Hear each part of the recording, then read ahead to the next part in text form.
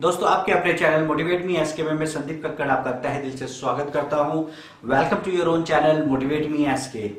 दोस्तों अगर कल मैथ्स का पेपर हो और आपने बिल्कुल भी तैयारी नहीं करी हो तो क्या होगा? टेंशन होना शुरू हो जाएगा, सिर से पसीना आना चालू हो जाएगा, गला सूखना चालू हो जाएगा, ऐसे अजीब अजीब से ख्याल आएंगे कि यार अगर कल कठिन पेपर आ गया तो क्या होगा।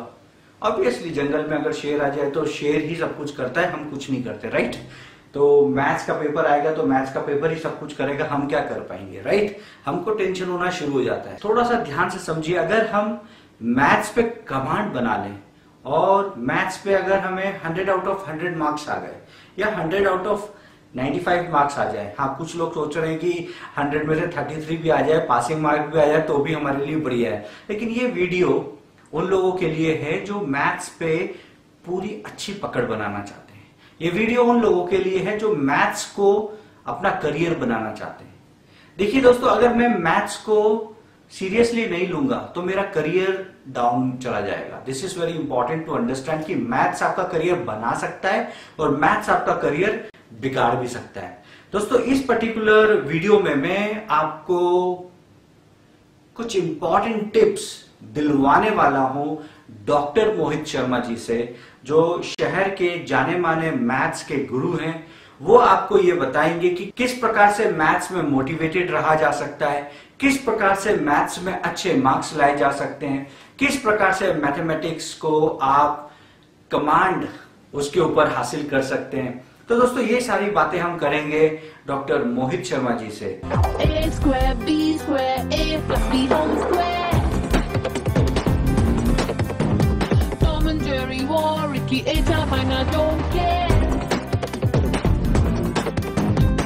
दोस्तों हम बात करेंगे डॉक्टर मोहित शर्मा जी से और ये टेलीफोनिक डिस्कशन होने वाला है और ये मैंने उनको कॉल लगा दी है।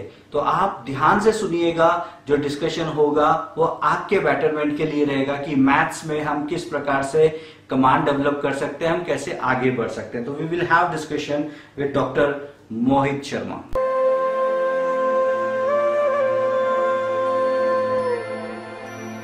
हेलो मोहित सर, चलिए सर शुरू करते हैं कि इस प्रकार से हम स्टूडेंट्स को मोटिवेट कर सकते हैं मैथ्स के अंदर।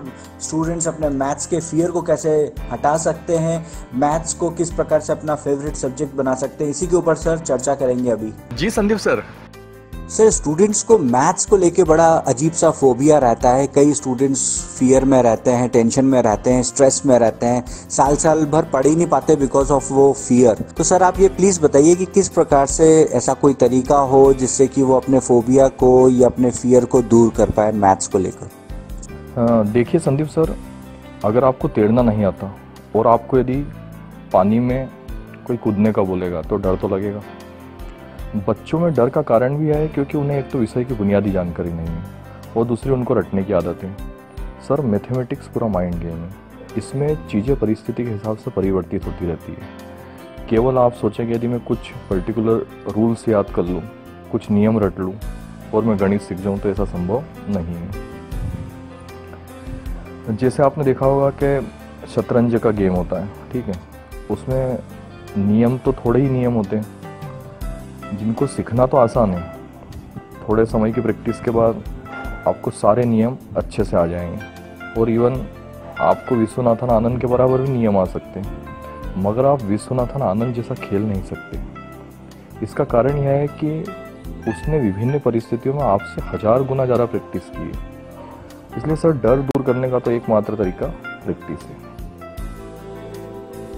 सर मैथ्स को सीखने के लिए क्या करें, क्योंकि ना कुछ स्टूडेंट्स बचपन से ही मैथ्स में वीक रहते हैं और वो कोशिश तो करते हैं लेकिन वो सीख नहीं पाते। तो how a person can learn maths? Sir आपने पूछा बच्चों को गणित सीखने के लिए क्या करना चाहिए, तो मेरा जवाब होगा कि उसे वही करना चाहिए जो मोटरसाइकिल बाइक सीखने के लिए करना पड़ता है। देखिए सर्वप्रथम उसको शुरुआत तो साइकिल से करना होती है और सतत अभ्यास के बाद एक दिन वह इस स्थिति में आ जाता है कि किसी बाइक रेस में हिस्सेदारी भी कर सकता है, ठीक है। सर आपने मेले में मौत का कुआं तो देखा होगा, उसमें गाड़ी चलाने वाला आदमी देखा होगा जो अपने दोनों हाथ छोड़कर कितना अच्छा बैलेंस बनाता है। तो ये सर उसकी सालों की प्रैक्टिस है, ठीक है। हम भी वर्षों तक अभ्यास करके इस स्थिति में अपने आप को ला सकें। अगर हम लाइफ की भी बात करें सर, तो लाइफ में भी कॉन्फिडेंस बहुत इंपॉर्टेंट रोल प्ले करता है, और वैसे ही मुझे लगता है कि मैथ्स में भी कॉन्फिडेंस होना बहुत ज़रूरी है। तो मेरा अगला क्वेश्चन आपसे यही है कि मैथ्स में कॉन्फिडेंस को कैसे बढ़ाएं?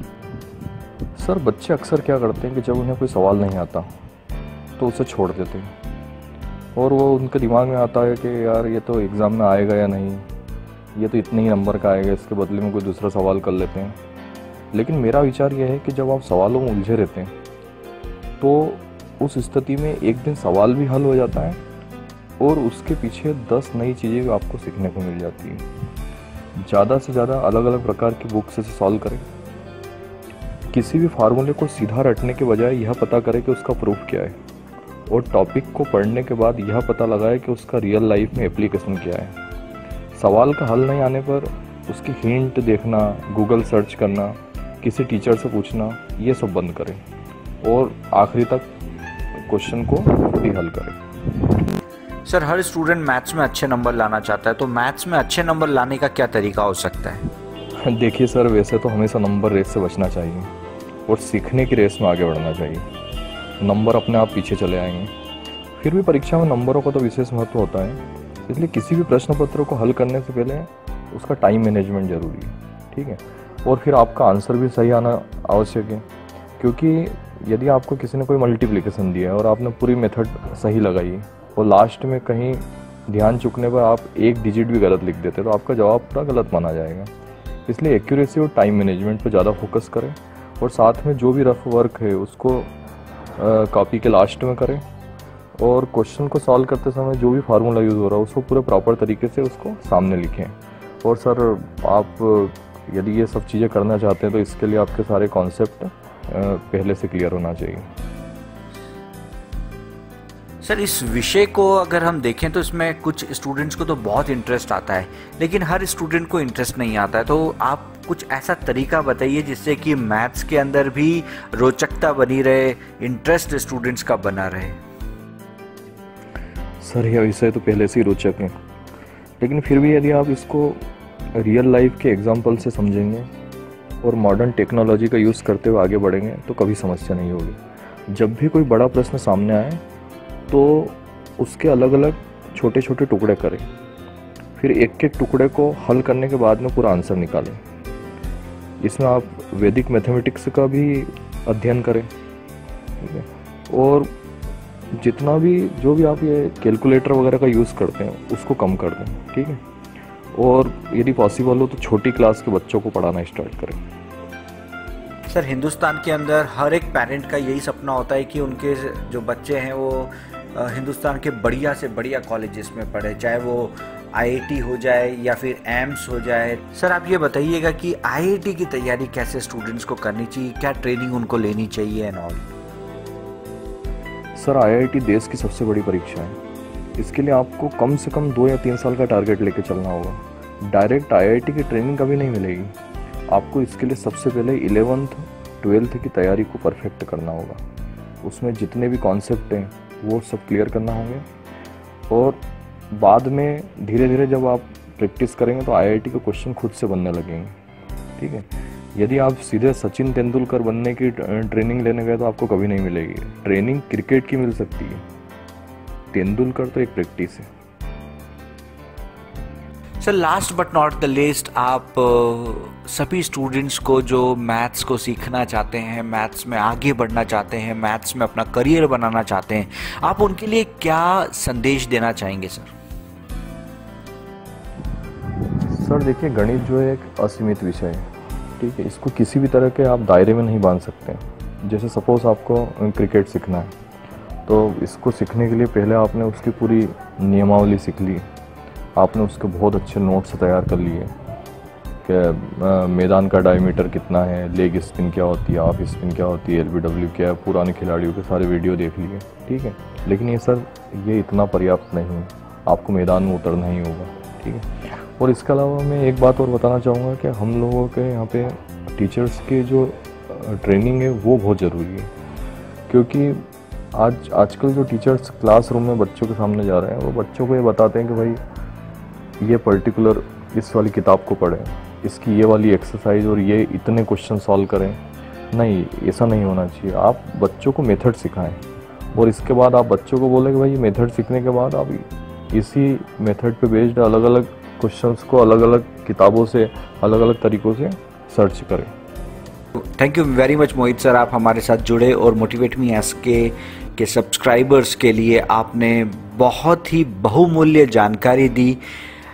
थैंक यू संदीप सर, शानदार पहल आपके द्वारा और आपके चैनल के माध्यम से सभी बच्चों को मैं एक लास्ट मैसेज देना चाहूँगा। बच्चों, जिस प्रकार से आपने गणित की चुनौतियों का सामना करने के लिए ये वीडियो देखा, आपको असल जीवन में कई प्रकार की चुनौतियाँ मिलने वाली है। संदीप सर ने इन सभी चीज़ों को ध्यान में रखते हुए एक चैनल तैयार किया है, मोटिवेट मी एसके। आप ज़्यादा से ज़्यादा इस चैनल को सब्सक्राइब करें, लाइक करें, शेयर करें, अपने परिचित, अपने मित्रों तक संदीप सर की बातों को पहुंचाएं। और सर, आप बच्चों के लिए बहुत ही अच्छा काम कर रहे हैं। निश्चित तौर पे भविष्य में बच्चों को इसका फ़ायदा होगा। Okay sir, once again thank you very much. Thank you very much Mohit sir, आप हमारे साथ जुड़े और मोटिवेट मी एसके के सब्सक्राइबर्स के लिए आपने बहुत ही बहुमूल्य जानकारी दी। दोस्तों, अगले वीडियो में फिर मिलेंगे किसी बड़ी हस्ती के साथ और हम इस प्रकार के motivational videos, inspirational videos, skill development के वीडियोस बनाते रहते हैं। तो अगर आपने ये चैनल सब्सक्राइब नहीं किया है तो अभी इसी वक्त यहीं कहीं सब्सक्राइब का बटन होगा, उसको क्लिक कर दो। उसके बाजू में बेल आइकन होगा, बेल आइकन को प्रेस कर दो।